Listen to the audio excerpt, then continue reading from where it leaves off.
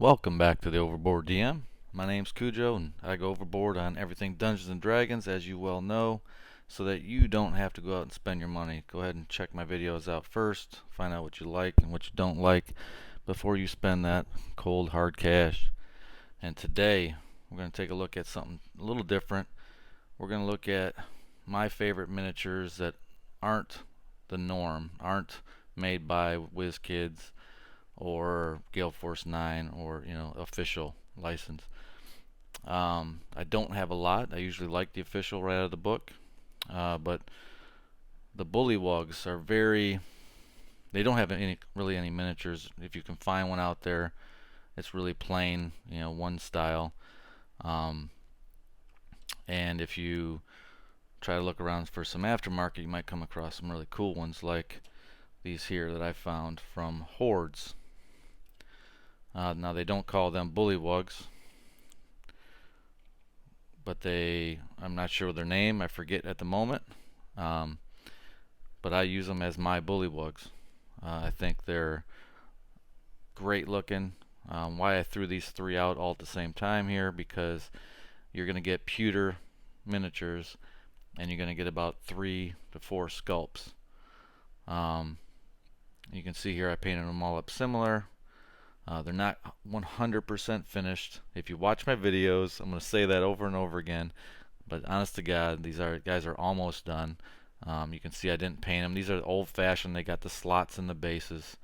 I just painted them green. It's like a bog color, but I haven't officially done anything with the basing. And I need to go over and touch up some other things on there, as you'll see. But they're pretty close. I really like them, and I had to use them. You hear that over and over again. I had to use them in an adventure, and so then once I get used, they get put on the shelf, and then I got to bring them back out to paint them. So this is one sculpt, and if you look at Bullywugs, what they're wearing, what they have on them, really fits what they would be wearing anyway, or how they would be. I love the big throat and the that look. It's a really cool look. If you look at the Dungeons and Dragons Bullywug, it looks just like a frog standing on 2 legs, and it's really simple. You know, nothing really going for it. And then that they're going to make a miniature based on the art. And that's how they do it. It looks exactly like the book. So I really like these sculpts, and I'll show you a couple more here. Let me set these aside. So they have a glob or a ball, some poison. I just painted it purple. Actually haven't finished, like something like that right there. I wanted to, and the dagger that's in his side I haven't finished. But they have the arrows that they can put poison on if they need to. They got some extra like grenades that they would use as like poison filled flasks or whatever. Then you have this sculpt here, more like of your thrower. So you got 3 of these. Again, great looking. They got the hoods on. They got their arrows, their quiver, and notice no bow. They're just throwing these, launching them. That's pretty cool. And I've got some like green flame type, or you can say maybe it was poison dripping off the ends of them as they throw them. To each your own. You can paint it flames if you want. I don't see how they're lighting them. They don't seem to be, having anything to make a spark, but maybe magical. But again, that obviously I didn't say in this video here that tabaxi's for scale. I'm just trying to change it up and giving grandma a little break, putting her, and she's got to stay, social distancing. So brought the old young tabaxi out. But yeah, again, these sculpts are really cool. You can see, their eyes are up in there underneath their hood. They're wearing necklaces of bones and stuff.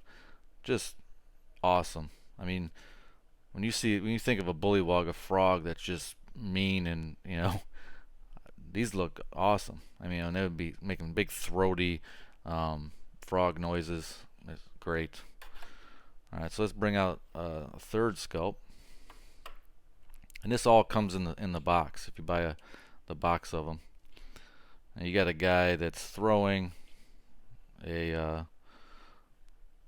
a globule or flask, if you will, of whatever you want to put in it. You can see this one here's more unpainted, and I got him a gray standard color as a base. I was experimenting with that kind of a color scheme because most of my miniatures have a gray base, but I didn't think it made sense. You can see they still have that little quiver of arrows, and they got some globules or whatever to throw at people, and he's just in a I'm gonna throw one of these things at you type thing. Again, it's really cool.